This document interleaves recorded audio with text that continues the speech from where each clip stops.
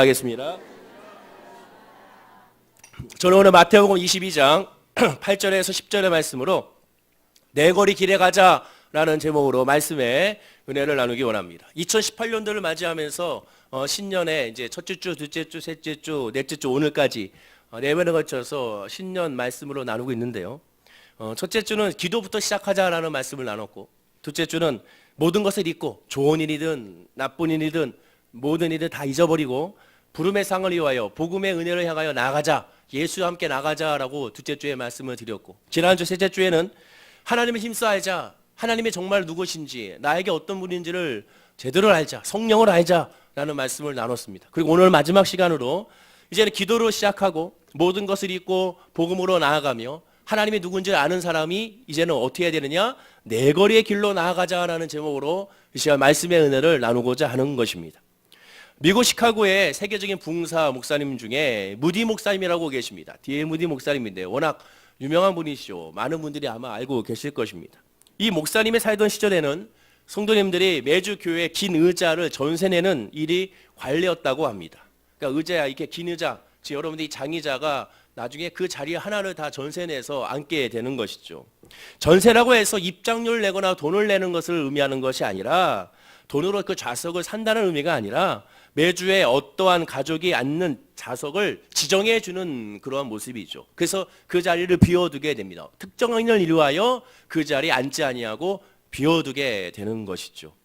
오늘날도 가만 보면 성도님들이 지금 앉아있는 모습 보면 지난주 앉았는데 그 자리에 앉은 분들이 굉장히 많은 것을 보게 됩니다. 지지난주에도 그렇고요, 1년 전에도 그런 것을 보게 됩니다. 그만큼 사람들은 앉는 자리에 익숙해져 있는 것을 보게 되죠.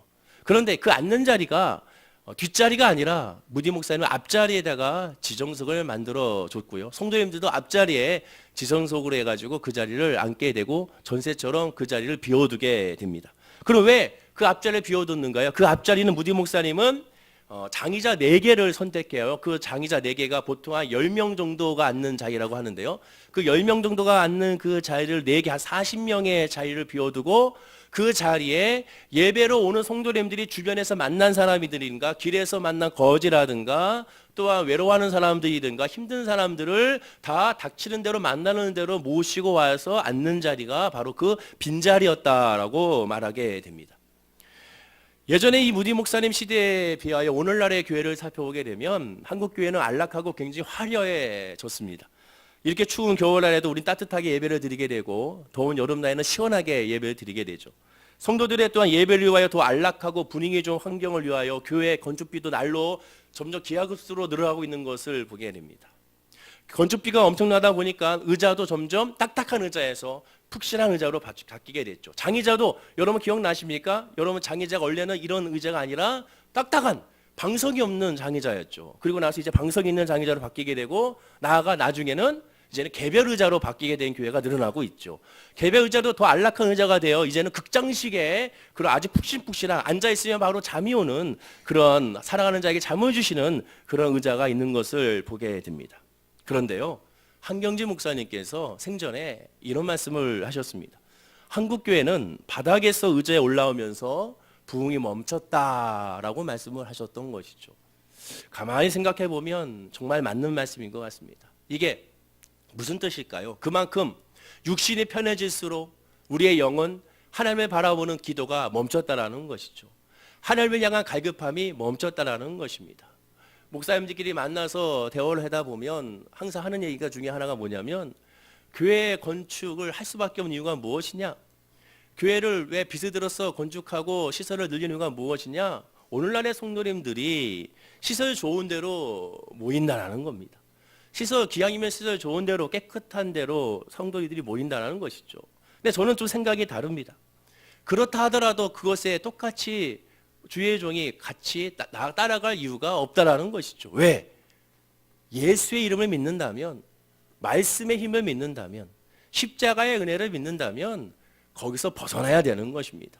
정말로 예수를 믿고 말씀을 믿어야지 시설을 믿고 의자의 좌석을 믿고 엘리베이터를 믿고 에스컬레이터를 믿고 좋은 식당을 믿고 좋은 카페를 믿고 좋은 교회에 학업 프로그램을 믿는다면 예수가 어디 갔는지 사라지기 때문에 그렇습니다. 예수를 믿었게 되면 이것이 중요하지 않다는 것을 깨닫기 때문에 그렇습니다. 한경지 목사님 말씀하신 그 뜻이 바로 여기에 있을 것입니다. 진짜 중요한 것이 무엇이냐? 의자가 아니라 예수 그리스도라는 것이죠. 주만 바라보게 되면 다른 것에 대해서는 크게 집중하지 않게 되는 것입니다. 무디 목사님도 마찬가지였습니다. 아니, 무디 목사님의 이런 모습은 길거리에서 힘들고 어려운 거지들도 모시고 와서 예배드리는 모습을 보게 되면 오늘 본문에 나와 있는 예수님의 모습을 보는 것과 같습니다. 오늘 본문에 예수님은 하나님의 나라에 대해서 비유로 말씀하시는데, 하나님 나라는 어떤 나라냐? 혼인잔치와 같은 나라다라고 비유로 말씀하고 있는 것입니다. 자, 그러면 한번 오늘 본문 9절과 10절 말씀을 한번 읽어볼까요? 화면과 함께 읽어보겠습니다. 시작. 내 거리 길에 가서 사람을 만나는 대로 혼인잔치에 청하여 오라. 한데 종들이 길에 나가 악한 자나 선한 자나 만나는 대로 모두 데려오니 혼인잔치에 손님들이 가득한지라. 그렇습니다. 무디 목사님은 지금 예수님이 말씀한 이 비유의 말씀 그대로 사람들을 초청하고 사람들을 모시고 오게 된 것입니다. 그렇다면 우리도 예수님의 말씀과 같이, 무디 목사님과 같이 우리도 길거리에서 홈리스 분들을 모시고 와서 같이 예배 드리자는 뜻인가?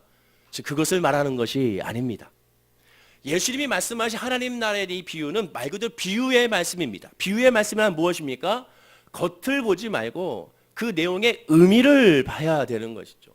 겉에 집중하지 말고 왜 이런 말씀을 하셨는지 그 속뜻을 알아서 그 속뜻을 알고 적용해야 되는 것입니다. 자칫 잘못하면 외형적인 것에 집중하다 보면, 외형적인 것에 집중하다 보면 하나님의 복음을 벗어나게 되고 하나님의 뜻이 왜곡이 될 수가 있기 때문에 그렇습니다. 그럼 여기서 말씀의 핵심이 무엇입니까? 겉이 아닌 속의 말씀이죠. 그것은 바로 무엇이냐?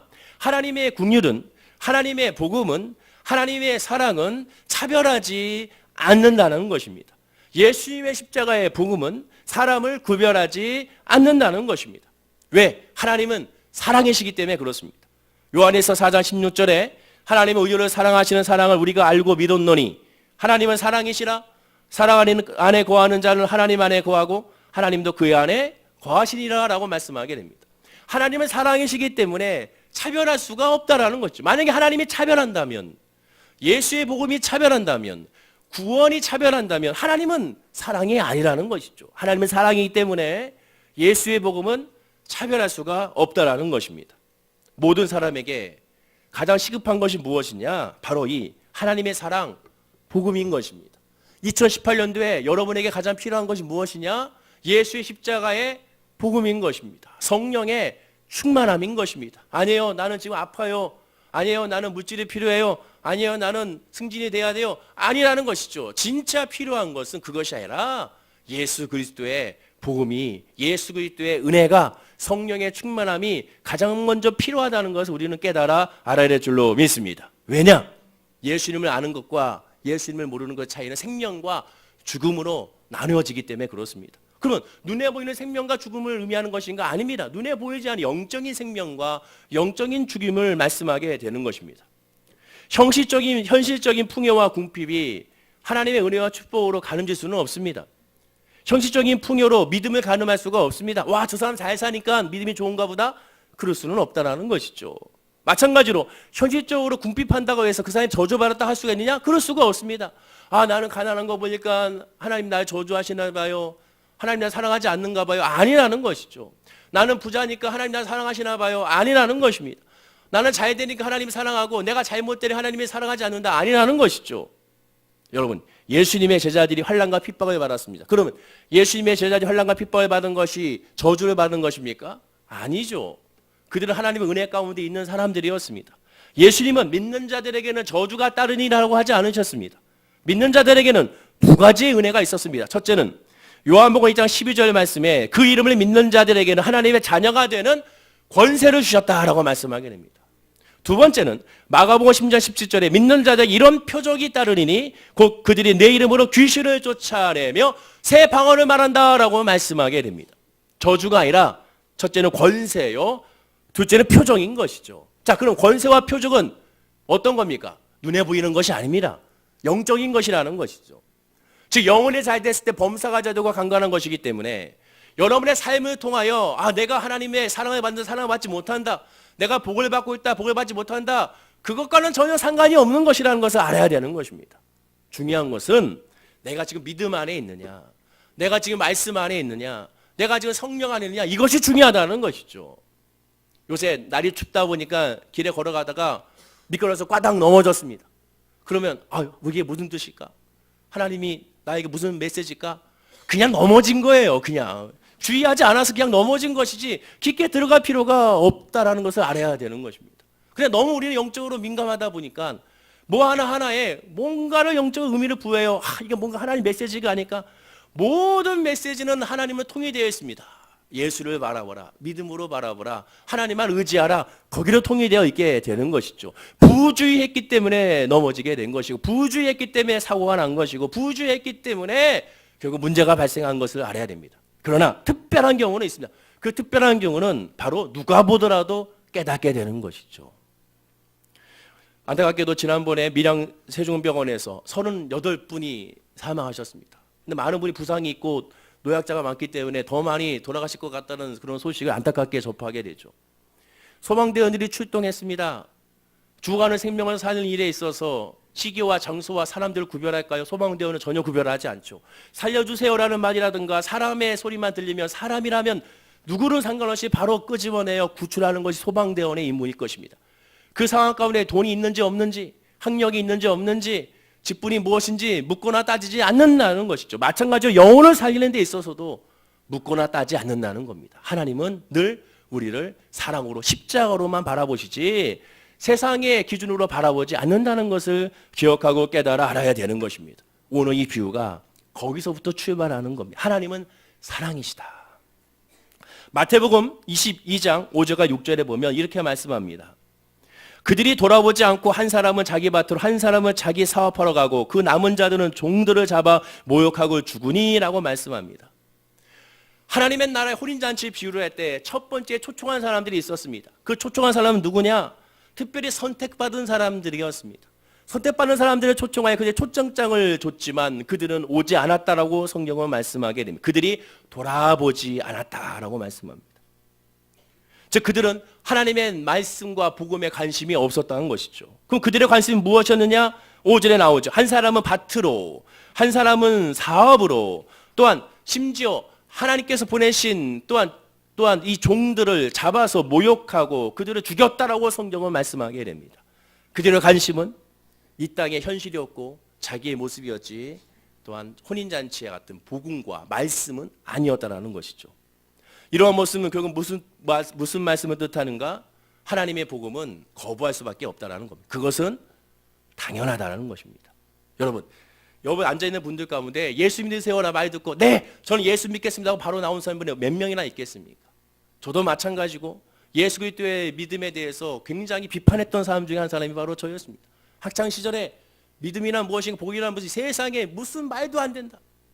어릴 때부터 교회는 다녔지만 모태신앙으로 어릴 때부터 예배를 드렸지만 예수 믿는 사람들이 더 미웠습니다. 왜냐? 이중적인 모습을 너무 많이 봤기 때문에 그렇습니다. 오살례 기도회에 올라가서 기도하고 간구합니다. 성령 내막을 합니다. 그러면 눈물로 콧물로 기도하고 하나님께 기도하고 간구하게 되죠. 한 형제가 있었습니다. 그 형제는 눈물로 기도로 간구합니다. 주여 용서하소서. 겉으로 봤을 때 너무 은혜가 충만하죠.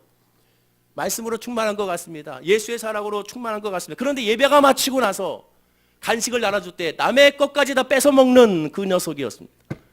제 입장에 봤을 때는 야 네가 어떻게 예수 믿고 그렇게 눈물로 기도했던 애가 어떻게 이럴 수가 있느냐. 저는 어릴 때 너무나도 싫었습니다. 기도하는 모습이 더 싫었습니다. 더 이중적으로 보였던 것이죠. 제 또 예배 끝나고 간식 먹을 때 아직도 기억 자두를 나눠서 먹는데 남의 다른 애들 것까지 뺏어 먹는 그 모습을 보고 야 정말 이럴 수가 있느냐. 단팥빵 그게 뭐라고? 맛있긴 하죠. 그 단팥빵도 자기가 몇 개를 더 훔쳐가지고 먹는 그 모습. 성령에 충만하면 저게 훔치는 건가? 성령에 충만하면 저게 뺏어 먹는 건가? 그런 생각이 들었던 것이죠. 복음은 예수 믿는다는 것은 쉬운 것이 아닙니다. 그러나 믿음으로 바라보게 되면 그만큼 쉬운 것도 없는 것을 우리가 깨달아 알아야 되는 것입니다. 자, 그런데 오늘 본문에 보면 이 혼인잔치 비유가 이상한 점이 있습니다. 처음에 초대했을 때는 사람들은 다 거부했습니다. 나는 밭으로 가야 됩니다. 나는 들로 가야 됩니다. 나는 사업해야 됩니다. 거부했습니다. 그런데 두 번째로 초청한 사람들은 다 초청장을 받고 아멘하고 그들은 혼인잔치에 참여하게 됩니다. 이 점이 이상하다는 것이죠. 자, 그러면 첫 번째 초대를 한번 살펴볼까요? 본문 2절과 3절 말씀입니다. 한번 화면과 함께 읽어보겠습니다. 자, 시작. 천국은 자기 아들을 위하여 혼인잔치를 베푼 어떤 임금과 같으니 그 종들을 보내어 그 청한 사람들을 혼인잔치에 오라 하였더니 오기를 싫어하거늘. 첫 번째의 초청은 특별한 사람들을 초청하게 됩니다. 그 청한 사람들을 혼인잔치에 오라 하였더니, 만나는 사람을 전부 청한 것이 아니라 특정한 일을 정하여 그들에게 초청하게 된 것입니다. 아들의 잔치에 격식에 맞게 대우를 받을 수 있는 사람들을 초청했다는 것을 의미하게 되죠. 그런데 그들은 어떻게 했습니까? 그들은 거부했습니다. 자, 그런데 초청한 주체가 누굽니까? 성경은 분명히 말하죠. 어떤 임금과 같은, 임금이 초청한 겁니다. 왕이 초청했어요. 왕이 초청했는데 그 왕의 초청을 이들이 거부한 겁니다. 가지 않겠다라는 것이죠. 근데 가지 않은 것이, 어떻게 가지 않은 것이 성경 분명히 말합니다. 오기를 싫어하거늘. 왕이 보기 싫다라는 것이죠. 왕자가 보기 싫다라는 겁니다. 하나님의 나라를 비유로 말씀하시는 겁니다. 이 말은 뭡니까? 하나님을 싫어하고 그 왕자였던 예수 그리스도를 싫어한다는 것을 의미합니다. 즉 복음을 싫어하고 말씀을 싫어한다는 것을 의미하게 되는 것이죠. 주변에 예수를 싫어하는 사람들은 이상한 것이 아닙니다. 복음을 거부하는 것이 이상한 것이 아니에요. 당연한 것입니다. 인간은 죄인이기 때문에 내 마음에 하나님의 두기를 싫어하기 때문에 그렇습니다. 그런데 지금 이들은 어떤 사람이냐? 왕의 초청을 받은 택함 받은 사람이라는 것을 기억해야 됩니다. 택함 받은 사람이 누구입니까? 왕이 알고 있는 사람들이라는 것이죠. 왕의 친분이 있는 사람들입니다. 그 얘기는 뭡니까? 왕을 알고 있었던 사람, 즉 믿음이 없는 사람이 아닌 믿음이 있는 사람을 초청했다라는 겁니다. 그런데 그들이 거부했다라는 것이죠. 예수님께서 사복음서에서 예수님의 3년 반 동안의 생애 기간에 예수님께 유일하게 비판한 사람이 누굽니까? 바리새인들이죠. 그 사람들은 누가 보더라도 경건하고 금식을 하며 하나님의 말씀을 묵상하고 예배에 힘썼던 사람입니다. 어느 누구도 그들의 신앙에 대해서 비판할 수 없는데 유일하게 비판한 사람이 예수 그리스도였습니다. 뭐라고 비판했어요? 외식하는 자요 라고 비판했습니다. 그들의 예배는 하나님께서 받지 않는 예배라고 말씀하셨고 그들의 기도는 하나님의 응답이 없다고 말씀했으며 그들의 제사는 하나님께서 모른다고 말씀한 것을 우리가 주목해야 되는 것입니다. 지금 그렇다면 이 첫 번째 비유에 첫 번째 초청한 사람이 누굽니까? 예수를 알지 못한 사람이 아니라 예수를 알고 있는 사람들, 즉 저와 여러분 늘 말하게 되는 것입니다. 그런데 주의 부르는 소리에 그들은 응답하지 않았습니다. 무엇 때문에? 자기의 삶 때문에, 자기가 원하는 것들 때문에 그 초청을 거부하게 됐다는 것이죠. 오늘날 교회와 성도의 모습이 아닌지 나의 모습이 아닌지를 한번 살펴봐야 되는 것입니다. 교회에서 사회적인 어느 정도 직책이 있거나 돈이 있는 사람들이 교회에서 만약에 더 대접을 받는다면 그것도 문제이고, 또한 그렇지 않고 오히려 사회적 신분이 낮은 사람을 무시한다면 그것도 더 큰 문제가 될 것입니다. 교회 안에 직분을 준다는 조건으로 흥정을 한다면 이 또한 문제가 될 수밖에 없습니다. 정말로 교회 의자를 진짜로 돈 주고 사는 결과가 있기 때문에 그렇습니다. 우리가 알아야 될 것은 무엇이냐? 하나님의 복음에 내가 참여하고 있는가? 주님이 부르시는 그 부름에 내가 정말 아멘하고 있는가? 예배 드리자는 소리에, 기도하자는 소리에, 말씀 보자는 소리에 내가 정말로 아멘하고 있는지를 살펴봐요. 누가? 불신자를 말하는 것이 아닌 믿는 우리가 그것에 대해서 어떠한 반응을 보이냐는 것입니다. 하나님께 가까이 갑시다. 하나님을 예배하며 나아갑시다. 성령의 충만함을 받습시다라고 고백을 했을 때 아멘, 아멘, 아멘 하는 것이 하나님 자녀의 모습입니다. 아니요, 나는 사업에 가야 됩니다. 나는 직장에 가야 됩니다. 나는 밭에 가야 됩니다. 나는 장가 가야 됩니다. 나는 소도 팔아야 됩니다. 나는 농사도 지어야 됩니다. 하나님 예수님께 뭐라고 말씀하셔요? 이 모든 것들을 내가 한 번에 다 가져가면 어떻게 할 것이냐? 바빠서 예배하지 못합니다. 바빠서 기도하지 못합니다만큼 어리석은 핑계가 없습니다. 하나님 뭐라고 말씀하실까? 그럼 내가 안 바쁘게 해줄까? 그럼 어떻게 하겠습니까? 책 중에 그런 책이 있죠. 바빠서 기도합니다. 바쁘니까 더 기도해야 됩니다. 바쁘니까도 예배해야 됩니다. 바쁘니까도 하나님을 바라봐야 됩니다. 바쁘니까도 하나님을 의지해야 되는 것. 그것이 진짜 예수 믿는 성도의 모습임을 우리가 기억하고 깨달아 알아야 될 줄로 믿습니다. 옆에 분에게 인사하겠습니다. 예수밖에 없습니다. 인사하겠습니다. 보통 전도를 하면 첫마디로 되도하는 반응이 무엇입니까? 여러분 전도했을 때 어떤 반응이 돌아옵니까? 대부분 다 무시하죠. 무시하다가 어떤 분은 아예 욕을 하신 분들도 있습니다. 제가 일산에서 화요일마다 항상 이 전도를 나갔었는데, 전도를 나가다 보면 호수공원에서 전도하다 보면 꼭 욕을 하는 어르신을 만나게 됩니다. 교회 다니는 사람들이 미워서라도 예수가 싫다라는 것이죠. 아니 더 나아가 난 예수는 좋은데 예수 믿는 교회는 싫다라고 말씀하는 분들이 점점 늘어나고 있습니다. 정말 우리를 돌아봐야 되는 것이죠. 그런데 여러분, 그들에게 전하는 방법은 예수 그리스도밖에 없음을 우리는 알아야 됩니다. 여러분 주변에 예수 천국 불신족이라고 외치는 사람들을 가끔 볼 것입니다. 그분들 볼 때 여러분들 어떤 마음이 듭니까? 아, 왜 저렇게 복음을 전해? 아, 부끄러워. 혹시 그런 마음이 듭니까? 그분 정말 반성해 봐야 됩니다. 왜냐하면 예수 천국 불신족이 부끄러운 것이 아니라 그분이 외치는 것이 진짜 예수인지 아닌지가 더 중요하기 때문에 그렇습니다. 구약 시대에 선지자들이 외침은 회개하라, 하나님께로 돌아오라, 이것이 다였습니다. 신약 시대에 침례 요한이 회개하라, 천국이 가까이라고 전했죠. 예수님이 요단강에서 침례를 받고 예수님이 첫 말씀이 회개하라, 천국이 가까이라고 전했습니다. 예수님이 제자들을 2명씩 짝지어서 마을로 고을로 보냈을 때 말씀하신 것은 회개하라, 천국이 가까이 왔느니라 라고 전하라고 했습니다. 오순절 마가다락방에서 예수님의 12명의 제자들이 또한 150명의 사람들이 성령의 충만함을 받고 나서 복음을 전할 때 다른 말 하지 않았습니다. 회개하라, 천국이 가까이 왔느니라 라고 전했습니다. 스데반 집사님이 순교당하기 전에 이스라엘 백성이 한 말은 회개하라, 천국이 왔느니라, 성령을 받으라고 전했습니다. 빌리 집사님이 순교당하기 전에 전한 것은 회개하라, 천국이 가까이 왔느니라 였다는 겁니다. 예수 천국 불신지옥은 선포입니다. 복음은 예수 이름이 아닌 곳으로는 복음이 전파될 수가 없습니다. 전도의 미련한 것으로 말하죠. 복음의 미련한 것. 우리가 생각할 때는 예수만 전하면 복음이 전파되나? 인간의 생각입니다. 예수의 이름의 능력을 믿는다면, 말씀의 능력을 믿는다면 무식할 정도로 예수만 전해야 되는 겁니다. 무식할 정도로 말씀만 전해야 됩니다. 그 사람이 듣든 안 듣든 상관없어요. 왜? 나는 심고 아볼로는 무르주고, 여기서 나는 바울이죠. 자라게 하시는 이는 하나님이시니라. 나는 심어야 됩니다. 여러분 예수 이름을 심으면 됩니다. 김기동 목사님처럼 예수 믿으세요. 좋습니다. 예수 믿으세요. 좋습니다. 왜? 내가 예수의 은혜를 알고 있으니, 내가 성령의 충만함을 알고 있으니까 이것을 설명할 길이 없는 거예요. 예수의 은혜를 어떻게 설명합니까? 여러분 예수의 은혜를 어떻게 설명합니까? 불신자에게 그것도 믿지 않는 사람이 어떻게 설명할 수 있습니까? 저도 설명 못합니다. 내가 만난 예수 그리스도, 내가 만난 은혜, 내가 만난 하나님의 복음의 은혜를, 그 치유의 역사를, 그 소망의 역사를 인간의 언어로 어떻게 설명할 수 있습니까? 설명할 수 있는 게 하나밖에 없어요. 예수 믿으세요. 그러면 됩니다. 예수 믿으면 복 받습니다. 예수 믿으면 자유됩니다. 예수 믿으면 영통합니다. 예수 믿으면 은혜 안에 있습니다. 예수 믿으세요 밖에는 전할 수밖에 없게 되는 것입니다. 주변에 예수 천당 불신적으로 말하는 사람들의 전단지를 받아보셨습니까? 한번 받아보십시오. 놀라운 것을 발견하게 됩니다. 그 중에 70%, 80%가 이단이기 때문에 그렇습니다. 예수 천국 불신족 그 자체가 중요한 것이 아니라 그들이 말하는 예수 천국 불신족이 예수 그리스도로 말미암은 건지 아닌지를 확인해야 됩니다. 저는 전단지 받아보고 깜짝 놀라서 신천지네, 아이고 안산호 하나님의 교회네. 그들은 복음을 숨겨놓죠. 똑같이 기독교로 보이죠.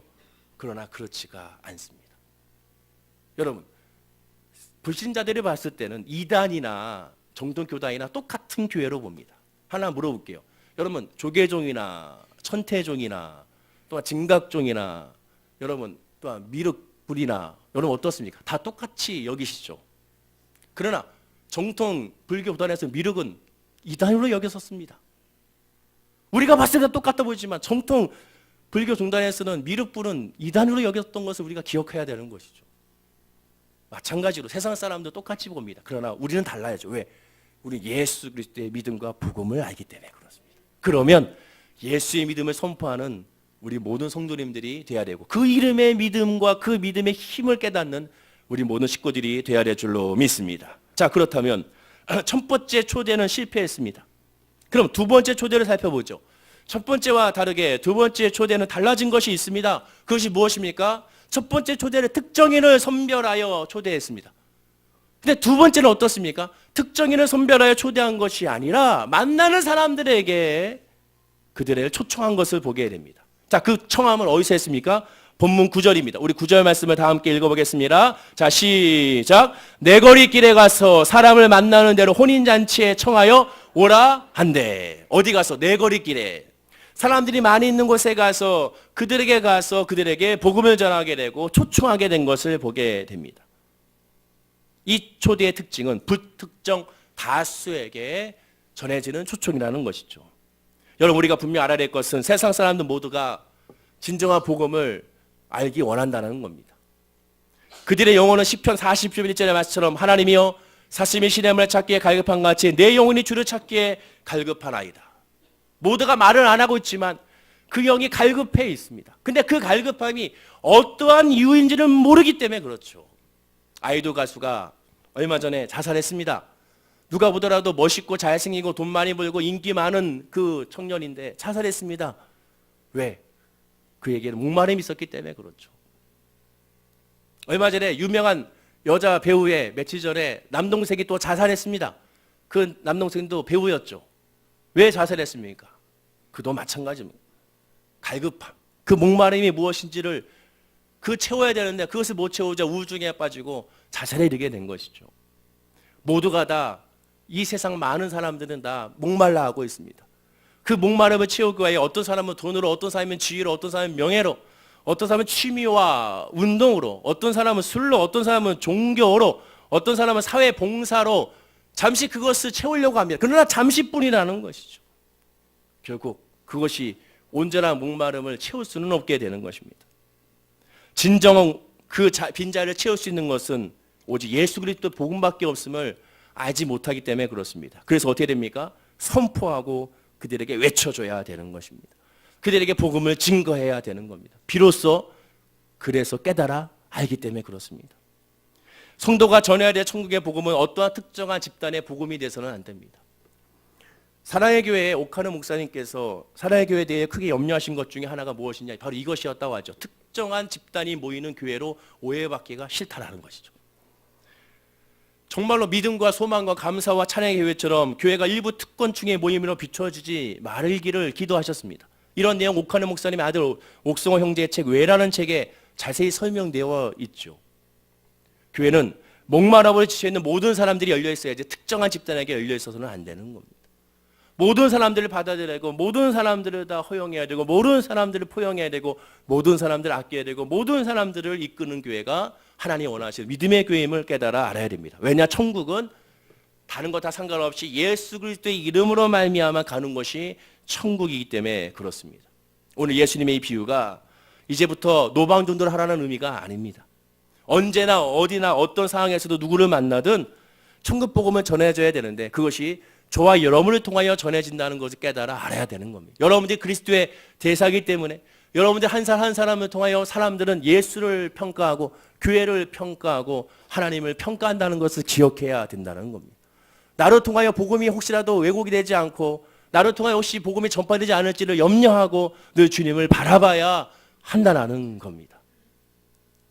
혹시 주변의 사람들에게 야 너는 정말 교회 다니는 사람이구나, 너는 정말 예수 믿는 사람이라는 소리를 듣습니까? 그럼 그분은 진짜 믿음 안에 있는 사람입니다. 근데 혹시 주변에 야 나도 교회 다니는데 야 나도 교회 다니는데 야 괜찮아, 술 한잔 마셔, 야 나도 집사야 괜찮아, 야 나는 장로야 괜찮아, 아이고 한 잔 먹어도 돼, 난 너보다 더 신앙생활 오래 해서 괜찮아, 야 이것 때문에 야 구원이 취소되지 않아, 걱정하지 마. 세상은 그렇게 유혹할 수가 있어요. 그러나 예수 믿는 사람은 복음 안에 있기 때문에, 믿음 안에 있기 때문에 달라져야 되는 것이죠. 사도 바울이 말하지 않습니까? 그 모습이 덕이 되지 않는다면 왜 하겠느냐, 하지 말라라는 것이죠.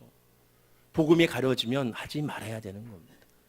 성령 안에 있고 믿음 안에 있으면 깨닫게 됩니다. 아 이것이 주님이 원치 않는 거구나, 이것이 하나님이 원치 않는 거구나, 하나님께서 탄식하시는구나 깨닫게 되어 거기서 절제하는 모습이 생겨나게 되는 것입니다.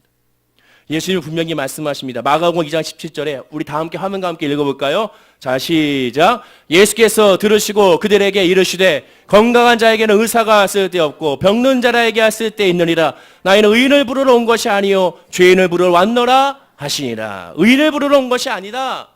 죄인을 부르러 왔다라고 분명히 말씀하게 됩니다. 저와 여러분도 다 죄인입니다. 다 부족하죠. 저도 부족하고 여러분도 부족한 사람이, 우리는 완벽한 사람이 있을 수가 없습니다. 모든 사람들을 다 포용할 수가 없는 존재입니다. 모든 사람들을 만족시킬 수가 없는 존재입니다. 모든 사람들을 이해할 수 없는 존재입니다. 그러나 예수 그리스도의 믿음 안에, 성령 안에서 이 모든 것들이 가능함을 우리는 깨달아 알아야 될 줄로 믿습니다. 따라서 오늘 이 시간부터 우리가 해야 될 것은 무엇이냐? 예수의 믿음 안에서, 예수의 말씀 안에서, 하나님을 바라보는 그 믿음 안에서 우리가 내 거리로 나가야 한다는 겁니다. 자, 그러기 위해서는 뭐가 필요합니까? 내가 먼저 예수를 잘 알아야죠. 내가 먼저 성령 받아야죠. 내가 먼저 은혜를 체험해야죠. 내가 먼저 말씀을 알아야죠. 내가 먼저 사랑을 알아야죠. 내가 믿음의 확신이 없고, 내가 구원의 확신이 없고, 내가 예수의 이름의 확신이 없고, 내가 예수 이름으로 말미암아 변화의 확신이 없는데 어떻게 복음이 증거되겠습니까? 내가 먼저 확신을 가져야 됩니다. 따라서 2018년도에 계속 4주째 강조하지만 우리 교회 표어가 뭡니까? 성령 받으라는 것이죠. 성령으로 충만한 교회라는 거예요. 다른 기도 말고 1년 내내 오직 하나만 놓고 한번 기도해 보십시오. 성령 받게 해달라고 기도해 보십시오. 예수를 알게 해달라고 기도해 보십시오. 믿음 안에 깨달라고 기도해 보십시오. 예배에 승리하게 해달라고 기도해 보십시오. 내가 한번 하나님의 믿음 안에 있기를 원합니다. 그러니 나를 변화시켜 주십시오. 하나님, 내가 한번 예배에 승리하기 원합니다. 예배를 통하여 말씀의 은혜를 알기 원합니다. 말씀을 통하여 복음의 신비를 알기, 그 비밀을 알게 되기 원합니다. 사도 바울이 변한 것처럼 나도 한번 변화되기 원합니다. 하나님, 나를 바꿔달라고 한번 기도해 보십시오. 그 거룩한 욕심을 가지고 하나님께 부르짖어 보십시오. 그러면 하나님께 외면한지 아니하시고 놀라운 은혜와 섭리가 그 부르짖음, 그 입술을 통하여 그 사람 가운데, 그 삶 가운데 이루어지게 될 줄로 믿습니다. 자, 개인적인 얘기를 하자면 저도 마찬가지였습니다. 그렇게 교회를 싫어했던 저였습니다. 초등학교 때 교회는 갔죠. 그러나 예배는 제대로 드리지 않았습니다. 맨날 장난만 치고 교회 불 끄고 지하에서, 여의도 순복음교회 지하에서 예배 드리는데 이거 한번 꺼볼까? 껐더니 다 꺼지더라고요. 다 꺼지고 난리가 나고, 아동 3부 때 개구리 풀어가지고 예배 왕정 엉망진창이 되고, 중동 2부 때 지하 성전 주차장에서 예배 드렸던데 거기서 역시 전원을 꺼가지고 완전히 또한 비명소리 들리게 하고, 또 괜히 또 붙잡혀가지고 또 끌려가가지고 안수기도 열심히 받고, 예? 저한테 사탄이 있대요. 사탄아 물러가라! 그래가지고 기도 열심히 받았습니다. 대교구에 제 이름이 올라가죠. 최화영을 위해서 기도해 주세요. 이렇게 기도했던 기억이 납니다. 그랬던 제가 고등학교 2학년 때, 정말 고등학교 2학년 때, 여름 수련회 때, 희한하죠. 거룩한 욕심이 생겨 짜증이 나는 겁니다. 왜 나는 예수를 못 만났나? 쟤들은 어떻게 예수를 만났길래 저렇게 기도를 열심히 할까? 통성기도 1분 하면 말이 안 나와요. 이제 할 말도 없고 눈물도 안 나오고, 또 선생님은 눈물로 기도하는 애들 이렇게 이뻐하는지 그러지 마세요. 진짜 그러면 안 됩니다. 그 애들한테 아이고 너 은혜 받았구나 해가지고 갑자기 먼저 음료수 갖다 주고, 저는 또 침 바르고 막 어렸을 때 그게 또한 상처였죠. 그러니까 관심 받고 싶으니까 뭐합니까? 더 사고 치는 거죠. 율동하게 되면, 단체로 율동하면 해 뜨는 데부터 이렇게 해야 되는데 거꾸로 하고, 그러다가 따기 맞고, 그게 상처가 저한테 큽니다. 총무 선생님이 그런 얘기를 했습니다. 이런 애는 교회 나오게 하지 마십시오. 야, 정말 그때 우리 담임 선생님이 정말 꼭 뵙고 싶은 분인데 지금 못 뵙고 있지만, 이런 애니까 교회 나와야 됩니다. 그때부터 내가 아동 3부 강대상에서 4주 동안 혼자 강대상에서 예배드렸던 그런 기억이 납니다. 그랬던 제가 고2 때 하나님, 나도 좀 만나주십시오. 나도 성령을 좀 알기 원합니다. 나도 그 예수를 알기 원합니다. 저들이 기도하고 간구하고 눈물로 기도하는 것을 나도 좀 알기 원합니다. 왜 나를 안 만나줍니까? 이럴 수 있습니까? 그런 생각이 드는 게 되는 겁니다. 고2 때 수련회 올라가기 전에 최초로 올라가기 전날 무릎 꿇고 방에서 기도했던 기억이 납니다. 하나님, 제가 이제 올라갑니다. 하나님이 날 만나주시든 안 만나주시든 하나님께 달려있지만 만나줘야 됩니다. 나 안 만나주면 이제는 교회라고 보고 나는 이제 안 나갑니다 했던 기억이 납니다. 근데 희한하죠. 교회 교급버스를 타고 갈 때도 계속 기도하게 되고, 또 도착해서도 기도하게 되고, 첫날 기도하고 둘째 날, 보통 3박 4일이지 않습니까? 마지막 날 기도하는데 야, 뭐 아무런 반응이 없는 거죠. 그때 제 옆에 있던 임성준이라는 친구 녀석이 갑자기 제 손을 딱 붙잡고 하나님 화영이 예수님 만나게 해주세요, 성령 받게 해주세요 라는 말을 딱 들리는 겁니다. 와, 그 말이 들리는 순간 옆에서 나를 위해 성준이가 최화영이가 하나님 만나기 원합니다라고 기도해 주는 순간 제 마음이 갑자기 울컥하면서 하나님께 외치게 되죠. 주여 나를 만나 주십시오. 그 말에 입이 터졌습니다. 회개와 눈물과 콧물이 나오게 되죠. 하나님의 은혜 안에 감기게 됐어요. 아, 이것이구나. 이게 예수를 만나는 거구나. 그때부터 미움과 다툼과 그런 모든 마음들이 다 사라져지게 되고 마음 가운데 희망만 생기게 됩니다. 그때부터 내가 공부를 해야겠구나. 내가 왜 공부를 해야 되는지를 알겠구나. 수련회 갔다 오고 나서부터 그때부터 공부를 시작하게 된 겁니다. 여러분, 예수를 만나면 모든 것이 달라지는데 그러기 위해서는 본인 스스로가 하나님을 만나기 위한 거룩한 욕심이 있어요. 주여 나를 만나 주십시오. 다윗의 자손이여 나를 불쌍히 여기소서라고 외치는 그런 소경과 같이 그런 외침이 우리에게 있어야 됩니다. 그 마음이 뭡니까? 그것이 가난한 마음입니다. 사랑하는 우리 모든 성도님들, 2018년도에 이제 신년 마지막 이 4주째 이 예배를 마치면서 성령 받기 위해서 한번 기도해 보자는 것이죠. 주여, 우리 사랑하는 남편이 예수 만나고 성령 받기 원합니다. 내 아내가 예수 믿고 성령 받기 원합니다. 내 자녀가 예수 믿고 성령 받기 원합니다. 내 사이가, 내 사랑하는 며느리가 예수 믿고 성령 받기 원합니다. 2018년도에 하나님 내가 이를 위해 기도할 터이니 하나님이여 응답하여 달라고 부르짖고 간구할 때 하나님의 은혜 역사가 임하게 될 줄로 믿습니다. 옆에 분에게 인사하겠습니다. 예수 충만밖에 없습니다. 인사하겠습니다. 기도하겠습니다. 아버지 하나님 감사합니다. 우리 모든 성도님들이 하나님의 믿음과 성령 안에서 내 거리의 길로 갈 수 있도록 은혜와 성령에 충만한 사람들이 되게 하여 주시옵소서. 주여, 내가 예수를 알아야, 내가 예수를 믿어야, 내 예수의 은혜를 알아야 나를 통하여 복음의 통로가 될 수 있지 않겠습니까? 주여, 내가 먼저 예수를 알게 하여 주시고 성령의 충만한 역사가 임하게 하여 주셔서 믿음으로 기뻐하고 믿음으로 감사하고 믿음으로 나아가는 우리 모든 성도님들이 될 수 있도록 복에 복을 더하여 주시옵소서. 감사 찬양 주께 드리며 예수님의 이름으로 기도드립니다. 아멘.